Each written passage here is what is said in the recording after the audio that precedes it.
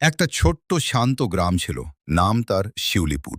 চারদিকে সবুজ মাঠ, গাছপালা আর পাখির ডাক। গ্রামটা যেন একেবারে ছবির মতো সুন্দর। সেই গ্রামে থাকত রাহিম নামে এক কৌতূহলী ছেলে। সে সবসময় নতুন কিছু জানতে চাইত।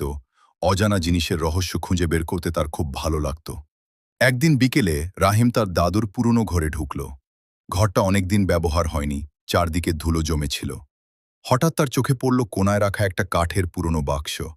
কৌতূহলবশত সে বাক্সটা খুলল। ভেতরে সে একটা অদ্ভুত সুন্দর ঘড়ি দেখতে পেল।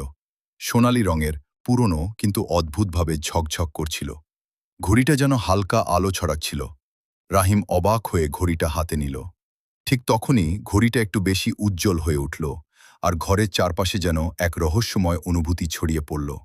হঠাৎ সে শুনতে পেল খুব মৃদু একটা শব্দ, যেন কেউ তাকে ডাকছে। রাহিম একটু ভয় পেল, কিন্তু তার কৌতূহল ভয়কে হারিয়ে দিল। সে ভাবল, এই ঘড়িটার মধ্যে নিশ্চয়ই কোনো রহস্য আছে।